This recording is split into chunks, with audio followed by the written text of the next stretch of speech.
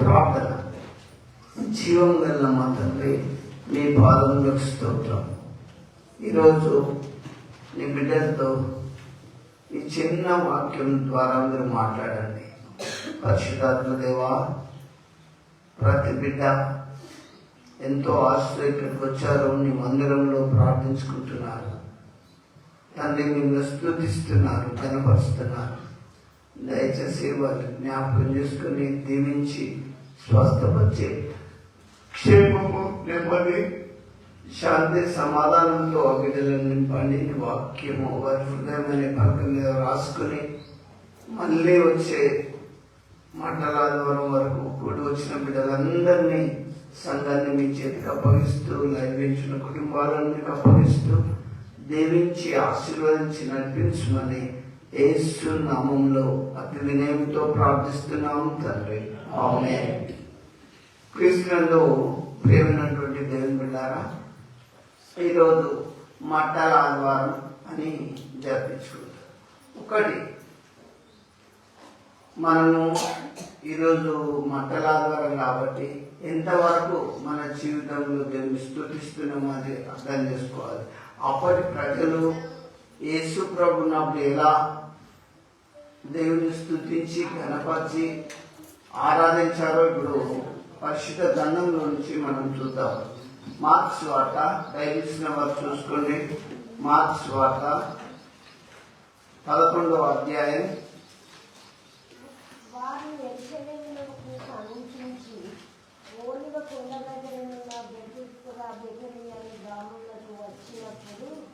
ఆయన తన శిష్యులను ఇద్దరిని చూసి, మీరు ఎదుగుతున్న గ్రామంలోకి వెళ్ళి అందులో మీరు ప్రవేశింపగా కట్టబడిన ఒక గాడిదలో కనబడింది. చూడండి, యేసు ప్రభువుకు ఎంతమంది శిష్యులు? 12 మంది. అందులో ఇద్దరిని పిలిచి, మీ ఎదుటనున్న గ్రామానికి పోండి, అక్కడ కట్టబడిన గాడిద పిల్ల ఒకటి కనబడలేదు. ఆడండి, ఒక్కటి కట్టబడిన గాడిద పిల్ల. ఇలా మీరు నేర్చుకోవాల్సింది ఏంటంటే, మీకు కోపం వచ్చినప్పుడు మీ పిల్లలను ఏమని తింటాడు? ఒరే గాడిది అంటారు. ఎందుకు గాడిద పోల్చి తింటారు? ఇక్కడ చూడండి, యేసు చాలా మంది పాస్టర్లకైతే మంచి ఏసీ కార్లు కావాలి, సూపర్ కావాలి. కానీ దేవుడు అంత గొప్ప దేవుడు, తను తాను చాలా తగ్గించుకున్నాడు. నాకేం కావాలి? కట్టబడిన గాడిద పిల్ల కావాలి. యేసు ప్రభుకు గాడిద కావాలి. రాజులైతే గుర్రాల మీద, రథాల మీద, ఉన్నతమైన వాటి మీద తిరుగుతారు, సంతోషిస్తారు. కానీ ఇద్దరిని పిలిచి, అమ్మా మీ ఎదుటిన్న గ్రామానికి వెళ్ళుడి, ఆ బెతనియ గ్రామానికి వెళ్తే అక్కడ కట్టి వేయబడిన ఒక గాడిద పిల్ల ఉంటుంది, దాన్ని విప్పి తోడుకొని రమ్మని చెప్పాడు. సాతానుడు చాలా మందిని ఏం చేస్తాడు తెలుసా? రోగాలతోటి ఆ మనిషి లోపల దూరుతాడు. రియల్, నేను చెప్పేది వాస్తవము, గమనించండి. చాలా మంది లోపల సాతానుడు దూరి అనేక రోగాలు తెస్తాయి. ఇప్పుడు ఆ సాతాను మీ లోపల ఎవరి లోపల ఉంటుందో అనేక రోగాలు వస్తాయి. కానీ దాన్ని ఇప్పుకొచ్చుడు కావాలి కదా, యేసు ప్రభు దగ్గరికి తోలుకొచ్చుడు కావాలి కదా. కానీ ఇక్కడ యేసు ప్రభుకు ఈ మట్టల ఆదివారం ఏం కావాలి? కట్టివేయబడిన గాడిదను తీసుకురమ్మన్నాడు. చదవ. ఆ గాడిద మీద ఏ మనుషుడు ఎప్పుడు కూర్చోలేదు. ఆ గాడిద మీద ఆ కట్టివేయబడిన దాన్ని మీరేం చేయాలి? విప్పాలి. విప్పి తోలుకొని నా దగ్గర తీసుకురండి. ఇప్పుడు యేసు ప్రభుని గురించి తెలియని వాళ్ళే తప్పుగా మాట్లాడుతుంటారు. దేవుడు అని తెలిసిన వాళ్ళు అట్లా మాట్లాడారు. యేసు ప్రభు అందరికీ దేవుడు, ఓన్లీ ఎస్సీలకే కాదు, చర్చికి వచ్చేటోళ్ళకే కాదు. యేసు ప్రభు అందరికీ దేవుడు అని నేను మీకు తెలియజేస్తున్నా. నేను నమ్ముకున్న ఆ పరిశుద్ధుని మీకు తెలియజేస్తున్న దేవుని బిడ్డారా, ఆ దేవుడు ఏమంటుండంటే, అక్కడ ఒక గాడిద ఉంటుంది, అది కట్టివేయబడ్డది, దాన్ని విప్పుకొని తోలుకొని నా దగ్గరకు తీసుకురండి అంటాను. కాబట్టి ఎందుకు అసలు గాడిద ఏం పెద్ద యూజ్ అవుతుందా, ఉపయోగపడుతుందా? చదవక ఎవడైనా మీరు ఎందుకు ఇలా చేస్తున్నారని అడిగేలా అది ప్రభువునకు కావాల్సినదని చెప్పింది. చూడండి, మీ ఎదుటనున్న గ్రామానికి పోండి, అక్కడ కట్టివేయబడిన గాడిద పిల్లి ఉంటుంది, దాన్ని విప్పుకొని తోలుకొని రండి అంటే, ఒకవేళ మీరు విప్పుతుంటే ఇది ఎందుకు అంటే ఇది ప్రభువునకు కావాల్సినది అన్ని చెప్పండి. తక్షణమే అతను దాన్ని అతనికి తోలు పంపమని చెప్పి తక్షణమే వాళ్ళు ఏమనుకుంటా కామ్గా ఆ గాడిద పిల్లలు మీ ఎద్దకు మీరు విప్పుతుంటే వెంటనే తక్షణమే నా ఎద్దకు పంపిస్తారు, మీరు వెళ్ళండి అని చెప్పాడు. ఇక్కడ మనం ఒకటి ఈ వాక్యాన్ని బాబు గమనిద్దాం, మీరు కూడా గమనించాలి. కట్టివేయబడిన గాడిద, విప్పబడిన గాడిద, ప్రభువునకు కావలసిన గాడిద. నువ్వు ప్రభు కావాలి. నువ్వు చాలా మంది ఏం చేస్తారు, ఆయన ముసలోడు అయిన ఆయనతోటి అని మనుషులు వెలివేస్తారు. ఇక వాడికి రోగం వచ్చింది, వాడేం బతుకుతాడు అని కొంతమంది రిసెప్ట్ చేసుకుంటారు. ఇక అయిపోయింది అతని లైఫ్ అనుకుంటారు. కానీ దేవుడు దీవిస్తే, దేవుడు ఆశీర్వదిస్తే, దేవుడు బాగు చేస్తే ఎంత గొప్ప స్వస్థత, ఎంత గొప్ప ఆశీర్వాదం, ఎంత గొప్ప దీవెన ఉంటాయో మీకు నేను తెలియజేస్తున్నా. సొంత అన్నదమ్ములు యోసేపును తీసుకుపోయి గోతిలో వేసేసిండ్రు. అన్న రావనీరవాడు అనుకున్నాడు. కానీ పెద్దోడు ఏమనుకున్నాడు, కానీ అరే విప్పి ఆటలకెళ్ళి పైకి తీసి అమ్ముకుందాంరా, అమ్ముకుంటే ఒక 30,000 రూపాయలు వస్తాయి అనుకున్నాడు. గోతిలో వేసినట్టు పైకి తీసింది. యోసేపు నమ్మేయండు.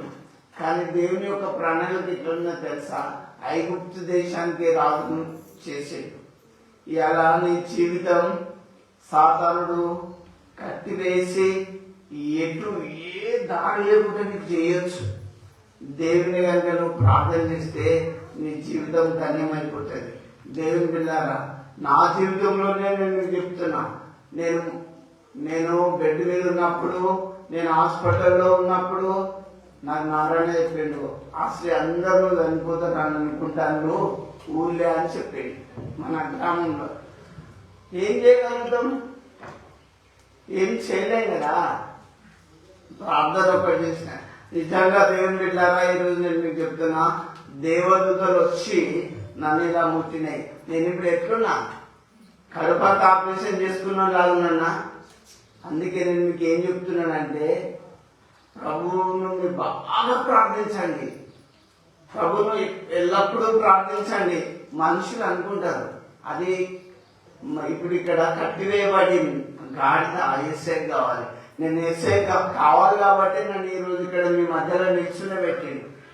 నేనేం పెద్ద పర్ఫెక్ట్ కాదు, నేనేం పెద్ద బలవంతుని కాదు, కానీ నా బిడ్డలు తప్పిపోదు, నా బిడ్డలకు దేవుని వాక్యం అందించాలని మీ కొరకు నన్ను ఇక్కడ పెట్టిండు. మీరందరూ బాగా ప్రార్థన చేసిండు. చూడండి దేవుని బిడ్డారా, కట్టివేయబడిన గాడి ప్రేసే కావాలి. దాన్ని ఎప్పుకొచ్చేటోళ్ళు ఎవరు?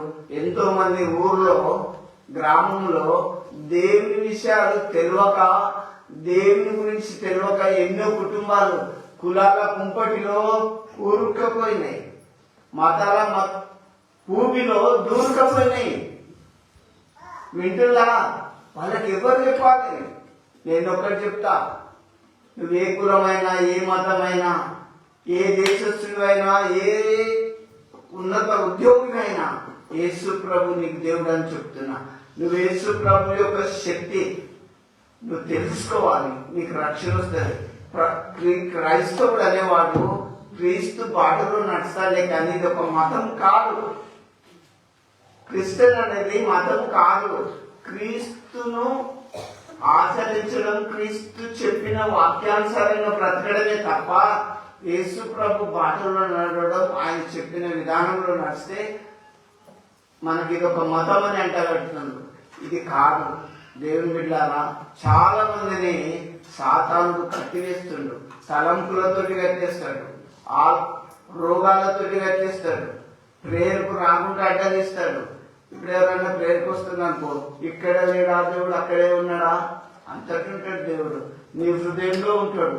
కానీ నా ప్రియ దేవుని బిడ్డారా, మిమ్మల్ని తోలుకొచ్చుటకు కావాలి. ఇప్పుడు ఇక్కడ ఇద్దరు శిష్యులను ఆ ఎదుటనున్న బెతనియ గ్రామానికి తోలి కట్టివేయబడిన గాడిద పిల్లను తీసుకురండి. అది మీరు విప్పుతుంటే వారు వెళ్ళగా వీధిలో ఇంటి బయట తలవాటుట. అయితే ఇది కట్టివేయబడిన గాడిద కాబట్టి దీన్ని యేసుప్రభు దగ్గరికి తోలుకురావాలి. ఎంతో మంది గుడికి రాకుండా లోకానుసారమైన పాపంలో ఉంటాను. పేర్లు పెట్టుకుంటారు, దేవుని పేర్లు పెట్టుకుంటారు, బైబిల్ పేర్లే పెట్టుకుంటారు, కానీ గుడికి రారు. ఆదామని పేరు పెట్టుకుని తోట అవతలకు ఎలగొట్ట ఉన్నట్టే ఉంటారు. ఆదాం అనే పేరు దేవుడు పెట్టిన పేరు.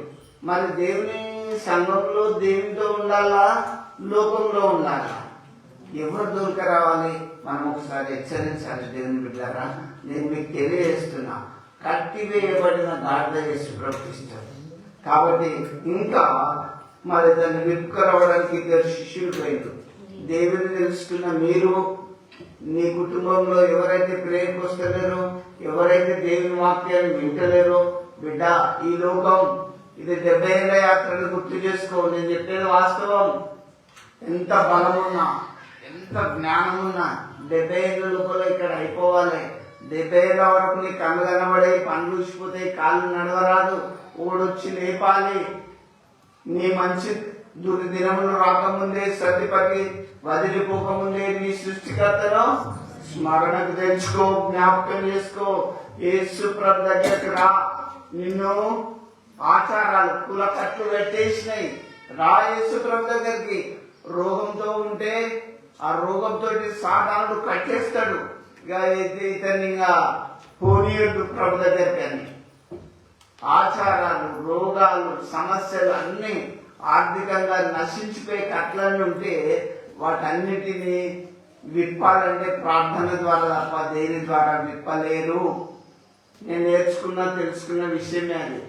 ప్రార్థన చేసినప్పుడు వాడు ఏం చేతబడి చేస్తేంది, వాడు ఎన్ని మంత్రిగా క్రియలు నీ మీద ప్రయోగిస్తేంది, నీవు నాకు మొరపెట్టుము, నేను నీకు ఉత్తరమిచ్చాను. గాఢ గూఢమైన సంగతులు నేను నీకు తెలియజేస్తా, బయలుపరుస్తాను. యోసేపుని అన్నదమ్ములు గోతిరేసినప్పుడు ఆయన చేసిండా? అన్నానన్న కనొచ్చు, ఏడవచ్చు, దెబ్బలాపొచ్చు, అమ్మిండు. అన్నానని ఎందుకు అమ్ముతారులే మీరు అన్నా కూడా కనికరం ఉన్నదా? అమ్మిండు. కానీ దేవుని యొక్క ప్రణాళిక ఎట్లున్నా తెలుసా? దేశంలో యోసేపును ఒక ఐగుప్తు దేశానికి రాజుగా చేసిండు దేవుడు. అమ్మా, అయ్యా, ఇవాళ నీకు పరిస్థితులు ఎప్పటికీ ఇట్లుండయి. ఎప్పటికి రోగంతో ఉంటావా? ఎప్పటికీ నువ్వు దేవుని ప్రయాసపడి భారం ఇచ్చిన వాళ్ళ నాదితో రండి, నేను మీకు విశ్రాంతిని ఇస్తానన్నాడు దేవుడు. నిన్ను ఏ కట్టు కట్టేస్తే ఉన్నది పో, చేస్తున్నాము అంటే పోతాయి. వింటున్నా? నువ్వు యేసు ప్రభు కావాలి. ఇలా చెప్పే అంశం ఏంటి? నువ్వు కట్టివేయబడిన రోగంతో ఉన్నా, నశించిపోతున్నా, నువ్వు యేసయ్య కావాలి. ఇలా అంశం యేసయ్యకి ఏం కావాలి? కట్టివేయబడిన గాడిద కావాలి. అంతేకాదు, నువ్వు రోగంతో ఉన్నా నువ్వే కావాలి యేసయ్యకు. నువ్వు ఆయన ఎద్దకు వస్తే ఆయన నిన్ను బాగు చేస్తాడు. సమస్యలు కట్టేసినాయి అనుకో, భయపడకు. సమస్యలన్నీ నిన్ను కట్టేస్తే దిగులు పడకు. నేను మీ అందరికి జ్ఞాపకం చేస్తా, ఒక టైంలో ఏ బంధువులు కూడా అక్కడికి రారు. దేవుడు నీకు తోడుంటే చాలు. ఒక టైంలో నీ కడుపున పుట్టిన వాళ్ళకు కూడా కారు. దేవుడు మీకు తోడు ఉండాలి. ఆ తోడు కావాలంటే యేసు ప్రభు దగ్గరికి రావాలి. అందుకే ఈరోజు యేసయ్యనే నువ్వు నమ్ముకోవాలి. ప్రభు ఖచ్చితంగా మీకు ఆదరణ ఇస్తాడు. ఆ కట్టివేయబడిన గాడిదను విప్పుకొని వచ్చారు. చదువు 3వ వచనం నుంచి. ఎవడైనాను మీరెందుకు ఇలా చేయుచున్నారని మిమ్మల్ని అడిగినలా ఇది ప్రభువునకు కావలసి ఉన్నది. అమ్మా, నేను మిమ్మల్ని అసహించుకోవచ్చు. నీ కులం గొప్పదని నువ్వు పెద్దగా దళితులను పక్కకు కొట్టొచ్చు. కానీ ఇక్కడ వాక్యం ఏం చెప్తుంది? ఇది ప్రభువునకు కావాల్సి ఉన్నది. నువ్వే కులమని దేవుడు చూడాడు, నీది ఏ మతం అని దేవుడు చూడడు. నువ్వు చర్చకొత్తనవా వత్తలేవా అని చూడాడు. నువ్వు ఆయన యుద్ధకు వచ్చి మొరపెట్టుకో. అమ్మా, నువ్వు దేవుని యుద్ధకు వచ్చి మొరపెట్టు. నువ్వు ప్రభుకు కావాలి. నీ గుండెలో ఏ బాధ ఉన్నదో, నీ హృదయంలో ఏ వేదన ఉన్నదో, నీ మనసులో ఏ బాధ ఉన్నా యేసయ్యా అని మొరపెట్టు. ఆయన నీ యుద్ధకు వస్తాడు. ఎందుకంటే నువ్వు ప్రభునకు కావాల్సినది. బైబిల్ వాక్యంలో నేను చదువుతుంటే ఒకటి నాకు గుర్తొస్తుంది. నిషేధింపబడిన రాయి మూలకు తలరాయి అయిపోతుంది. దేవుడు ఎన్నిక లేని వాడిని ఎన్నిక చేసి విస్తారంగా వాడుకుంటాడు. అరే, 100 ఏళ్ళ అబ్రాహాంకు సంతానం అవుతుందా? 90 ఏళ్ళ చాలా పిల్లలు కంటదా? మనం ఏం చూస్తాం లోకానుసారంగా? కేవలం ముసలోళ్ళు అంటాం. కానీ దేవుడు దీవిస్తే, దేవుడు ఆశీర్వదిస్తే ఒక్క కొడుకునిచ్చి ఇసుకరేణిలో వాళ్ళ విస్తరింపజేసిండు. ఇస్సాకు దేవునికి కావాలి. ఆ వంశంలోకి వెళ్ళి దేవుడు పట్టుకున్నాడు. దేవుడు నిన్ను పట్టుకుంటే, నీ కులంలోకి వెళ్ళి నువ్వు పట్టుకుంటే అన్నింటిలో దీవింపబడతావు. నీ దిక్కుటెద్దులు, నీ చేతి పని అన్ని కూడా దేవుడు మిమ్మల్ని ఆశీర్వదిస్తాడు. దేవుడి బిడ్డలారా, కాబట్టి ప్రభుకి ఏం కావాల్సింది? ఆ గాడిద కావాల్సింది. కానీ ఆ గాడిద మీద, ఆ గాడిద గురించి తెలుసుకున్నాం. ఎవరు కూర్చొని గాడిద ఎవరైనా కూర్చున్నారా? ఎవ్వరు కూర్చోలేదు. అలాంటి గాడిదని ప్రభు కోరుకుంటే మనుషులు మనం ఏం కోరుకుంటాం? మంచి కారు కావాలి, అమ్మ మంచి కారు కావాలి, మంచి ఇల్లు కావాలి, అన్ని మంచిగా కోరుకుంటాం మనం. కానీ అందరూ తృణీకరించబడిన గాడిదను దేవుడు కోరుకున్నాడు. నీ బ్రతుకులో ప్రజలు నిన్ను దూషించవచ్చు, హేళన చేయొచ్చు, అయినా నువ్వు భయపడకు. నువ్వు ప్రభువునకు కావలసినదనే విషయం మనం దయచేసి మీరు తెలుసుకోవాలని నేను మీకు తెలియజేస్తున్నా.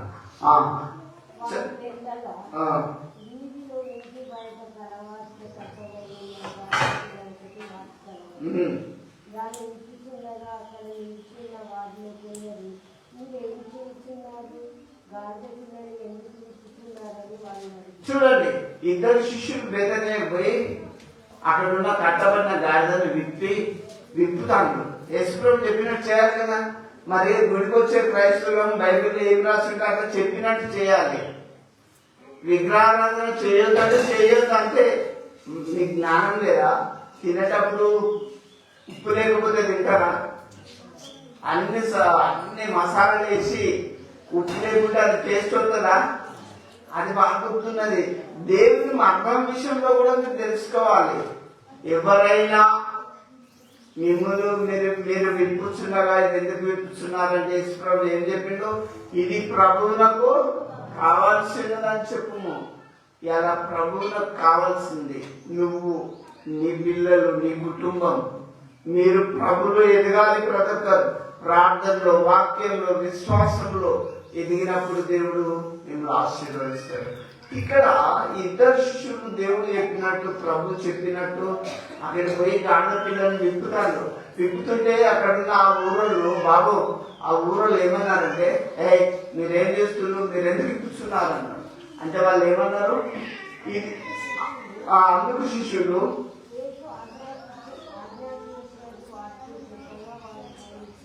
చూడండి, శిష్యులు చెప్పిండ్రు ఇది ప్రభుత్వం కావాలని చెప్పిండ్రు, మేము వచ్చి చెప్తున్నామంటే వాళ్ళు ఓనిచ్చిండ్రు.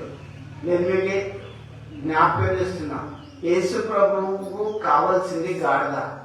గాడిద లాంటి జీవితాలు మనవి.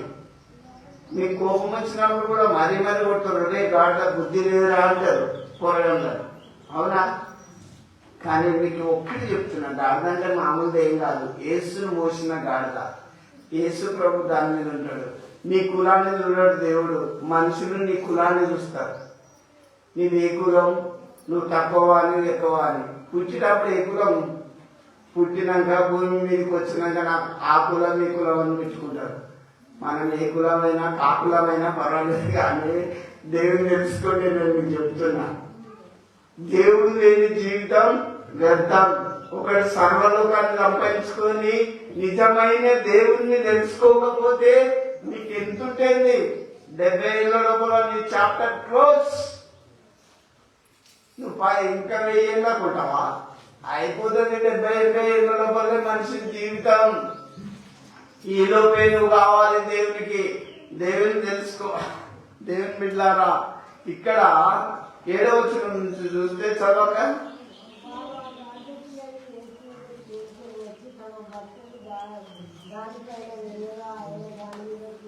అబ్బా గాడికి ఎంత గరిది వచ్చింది. ఆ గాడిద పిల్లని తీసుకొని వచ్చిండు. ఆ గాడిద పిల్లని తీసుకొని వచ్చినప్పుడు దాని మీద ఏమేసిండు? బట్టలు వేసిండు. అందరూ వెక్కిరించే గాడిద, అందరూ తృణీకరింపబడిన గాడిద ఏసెక్కినాక దాని రూపం మారింది. అవును, నువ్వు గుడికొస్తే ఎవడో నేను వద్దు అంటాడు, నువ్వు వేరే అంటారు, ఏదో రకంగా అంటారు. గుడికొస్తే నీ ప్రవర్తన మారుతుంది, నీ భక్తి జీవితం మారుతుంది, విశ్వాసం వస్తుంది, దేవుడు అంటే ఏంటో తెలుస్తుంది, పాపం అంటే ఏంటో తెలుస్తుంది, భక్తి అంటే ఏంటో తెలుస్తుంది, విశ్వాసం అంటే ఏంటో తెలుస్తుంది. అందుకే యేసులోకి రావాలి. వింటున్నామా? కులం వైపు చూడొద్దు, జనం వైపు చూడొద్దు. నీ జీవితంలో యేసు ప్రభును కలిగి ఉంటే ఆ గాడిదను ఆ చెట్టు కట్టేసిండు కాసుకుంటాడు. కానీ యేసే దగ్గరకు రాగానే ఆ గాడిద జీవితం ఎట్లా పడిపోయింది? దాని మీద మంచిగా బట్టలు వేసిండు, దాచుకున్న బట్టలు, మంచి మంచి బట్టలు. ఎందుకంటే యేసు ప్రభుని బట్టి వచ్చింది ఆ గాడిద ఘనత. ఘనత ఎట్లొచ్చింది? యేసు ప్రభు వల్ల వచ్చింది. నువ్వు దేవుడిని నమ్ముకో. నువ్వు ఎక్కడున్నా, ఏ స్థితిలో ఉన్నా, నువ్వు ప్రార్థన చేసుకొని బయలుదేరు, దేవుడు దీవిస్తాడు. నేను ఒకటే చెప్తా, రాజులను రాజ్యాలను సైతం కదిలించవచ్చు ప్రార్థన చేస్తే. అమ్మా, రాజ్యాలను సైతం రాజులను సైతం కదిలించవచ్చు ప్రార్థన ద్వారా. ఏం బయలులేదు. ఎన్ని ఆటంకాలు వచ్చినా నువ్వు యేసుప్రభు కావాలి, నువ్వు యేసుప్రభును కలిగి ఉండాలి. యేసుప్రభు దగ్గరికి ఆ గాడిదను కొట్టుకు రాగానే, తీసుకుని రాగానే దాని మీద బట్టలు వేసిండు. ఇంకా చదవక, అనేకులు తమ బట్టలు దారి పొడుగున పరిస్థితి. అయ్యా, గాడిదకి ఎంత గంత వచ్చింది తెలుసా? కింద నడిచే గాడిద ఇప్పుడు బట్టల మీద నడవలసి వచ్చింది. నిజం. అరే, మొన్నటి దాకా వీళ్ళు ఎట్లా ఉండే, వీళ్ళు చర్చికి పోయిన కానీ చాలా బాగా డెవలప్ అయ్యారు, అన్నిట్లో దీవింపబడ్డారు. అవును, అదే ప్రత్యేకత ఉంటది. క్రీస్తు నీలో నిజముగనున్నా, నీవు తనలో నిలబడి ఉన్నా, నీకదేలా భయము ఏలా, సాగిపో సాగిపో. దుఃఖము చింతలు నీలో దూరమాయదనిలో, దుఃఖము నీ బాధలన్నీ నీకే క్రీస్తు సిలువలో. దూరమాయే అవి దూరమాయే, దూరమాయే అవి దూరమాయే. క్రీస్తు నీలో నిజముగనున్నా, నీవు తనలో నిలబడి ఉన్నా, నీకదేలా భయము వేలా, సాగిపో సాగిపో. చూడు దేవుని బిడ్డలారా, యేసు ప్రభుని కనుక ఆ గాడిదలాగా నువ్వు నీ హృదయంలో మోస్తే, నీ దుఃఖాలు, నీ బాధలు, నీ రోగాలు ఏం అన్ని పోతాయి. నేను నడవలేని స్థితిలో నన్ను కాక నలుగురు బట్టి ఎత్తంటే మీరు సాక్షులు కారా? మీరు అందరు చూడలేదా? పోయేటప్పుడు కొంతమంది అనుకున్నారు ఏమవుతాడో ఏం బతుకుతాడో అనుకున్నారు. నా ప్రియమైన దేవుని బిడ్డారా, మీకు చెప్తున్నా, నేను నా క్రీస్తును మోసాను నా హృదయంలో. నేను ఒక కలెక్టర్ గారితో చెప్పాను, ఎందుకు బ్రదర్ ఇన్ని రోజులు ఉపవాసం ఉన్నామంటే, సార్ మనుషుడు రొట్టె వలన కాదు బ్రతికేది, దేవుడు ఇచ్చే మాట వలన బ్రతుకుతాడు, నాకేం కాదు అని చెప్పిన. నేను మీకు రియల్గా చెప్తున్నా, ఆ మాట బాధలో ఉన్నప్పుడు చెప్పిన, ఇప్పుడు ఇప్పట్లా ఉన్నప్పుడు కాదు. నువ్వు ప్రార్థన చేసుకున్నప్పుడు నీ జీవితం మారిపోతుంది. నీ జీవితంలో ఏ కొరుతుందో ఒక్కసారి యోచించుకో. దేవుడా, నా హృదయంలో నువ్వు నన్ను ఆశీర్వదించు, దీవించు, అని మీరు ప్రార్థన చేసుకుంటే, క్రీస్తును మోసినప్పుడు, క్రీస్తును నువ్వు ధరించినప్పుడు నీ జీవితం ధన్యమైపోతుంది. ఈ మట్టరాద్వారం రోజు నువ్వు ప్రార్థన చేయి. అమ్మా, అయ్యా, బ్రదర్, సిస్టర్, ఈ రోజు నువ్వు ప్రార్థన చేసుకో. నీ జీవితంలో ఏది ఉన్నదో మళ్ళా మట్టరాద్వారం వరకు దేవుడికి ఇస్తాడు.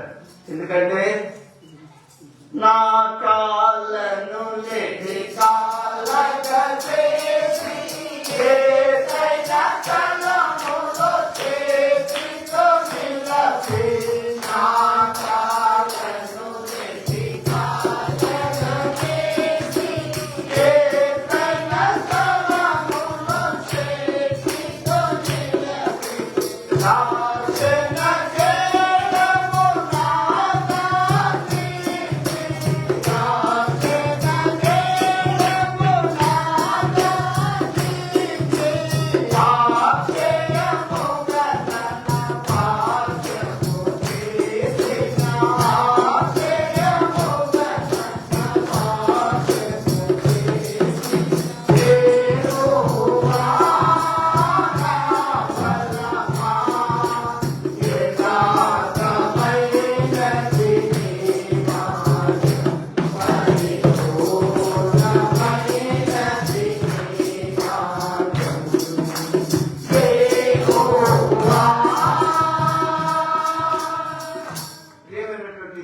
నాదాని, క్రీస్తు నీలో ఉంటే నీ జీవితం మారిపోతుంది, నీ కుటుంబం మారిపోతుంది. నీ జీవితంలో ఏ కొడుతున్నదో యేసు ప్రభు నీలో ఉంటే నిజంగా మారిపోతుంది. అందుకే మీరు దేవుని వాక్యం నమ్మాలి. అందుకే మీరు దేవుని వాక్యాన్ని నమ్మి విశ్వసించి రక్షణ పొంది బ్యాప్టిజం పొందుకుంటే పరలోక రాజ్యం మీదైతుంది. అయితే ఇంకా యేసు ప్రభు ఇప్పుడు ఆ గాఢ మీద కూర్చున్నప్పుడు దాని మీద ఏం వేసిండు? బట్టలు వేసిండు. అంతేకాదు, అది నడవడానికి దారి పొడుగునా వాళ్ళు ఏం చేసిండు? చదవక 8వ వచనం, అనేకులు తమ బట్టలు దారి పొడుగునా పరిచింది. చూడండి, కొమ్మలు, మట్టలు అన్ని కూడా దారి పొడుగున, అమ్మ ఎక్కడో ఎత్తిగా ఆ ముళ్ళ చెట్లలో వేసే ఆ గాడిదని ఇప్పుడు దారి పొడుగుతో చక్కగా నడిపించుకుంటా కింద నడవద్దని దారి పొడుగున బట్టలు వేసింది. ఇది కింద నడవద్దు, ఎందుకంటే యేసయ్య దీని మీద ఉన్నాడని. బ్రదర్, నువ్వు నిజంగా ఉంటే, యేసును నువ్వు ధరిస్తే నీ జీవితం మారిపోతుంది. మొన్నటిదాకా ఇట్లుంటే ఇప్పుడు ఇట్లా అయిపోయింది.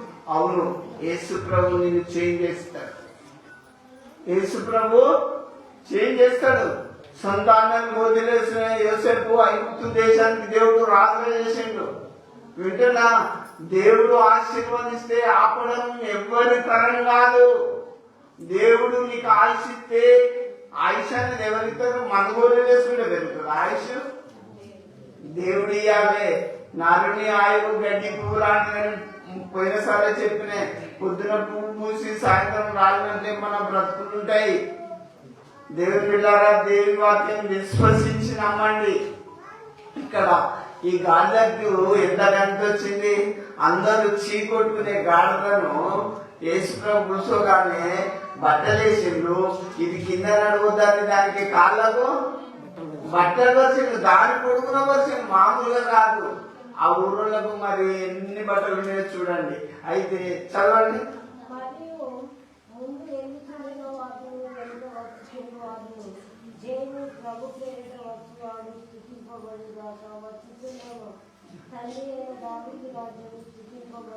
చూడండి, ముందు గాడిదకు ముందు వెనక యేసుప్రభు మధ్యలో కూర్చున్నాడు. అందరు ఏమంటారు?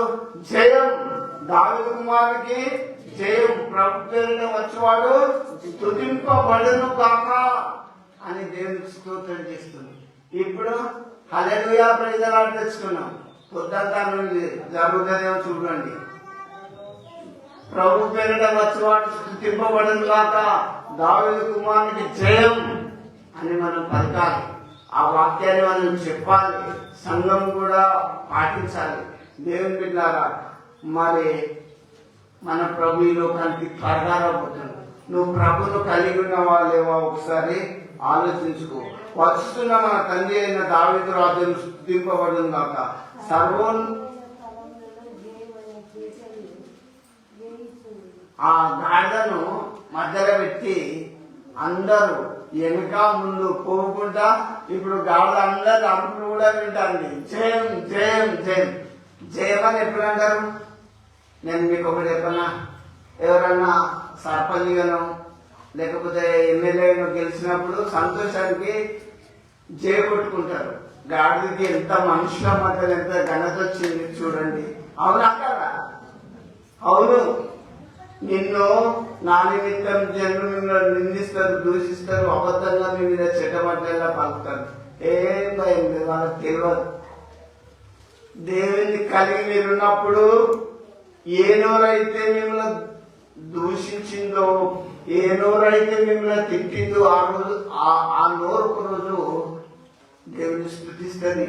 అరే నేను పలాని వాళ్ళని నేను అనవసరంగా కదా అనే బాధ తప్పకుండా కలుగుతుంది. దేవుని బిడ్డలారని నేను మీకు చెప్తున్నా. అందుకే ఈ రోజు నువ్వు ప్రభువులకు కావాల్సింది ఉన్నది. ఈ రోజు నేను చెప్పే అంశం నీకు అర్థమైందా? నువ్వు ప్రభువులకు కావాలి, నువ్వు యేసును మొయ్యాలి, నీ జీవితం మారిపోతుంది. యేసు ప్రభువును మోస్తే బ్రతికే మారిపోతుంది. కులం వైపు చూడకు, లోకం వైపు చూడకు, జనం వైపు చూడకు.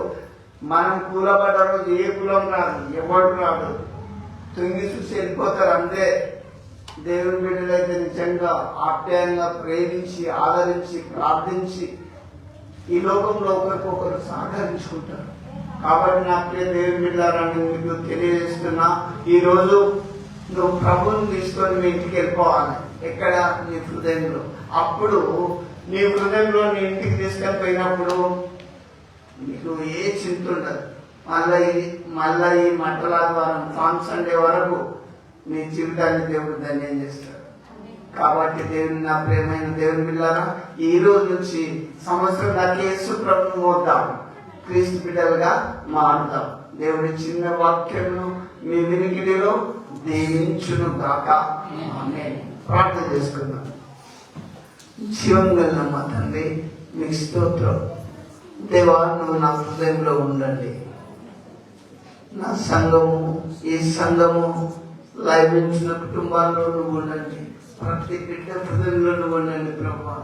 తండ్రి, నీ యొద్దకు వచ్చే బిడ్డలు నువ్వేమాత్రం బయటకు చూసలేదు. దేవా, మీరెక్కిన గాటకు ఎంతో ఘనత వచ్చింది. దేవా, మిమ్మల్ని కలిగిన మాకు ఈ లోకంలో తండ్రి కొండ మీద ఉన్న పట్టణము మరలే ఉండలేరదు అన్నట్లుగా మా జీవితాన్ని ధన్యం చేసి ఆశీర్వదించండి. దేవా, కూడి వచ్చిన బిడ్డలందరినీ మరొక మఠలాధారంగా నీ చేతికి అప్పగిస్తున్నా. తండ్రి, నువ్వే నడిపించమని యేసు నామంలో అతను ఎంతో ప్రార్థిస్తున్నాము తండ్రి. ఆమేన్.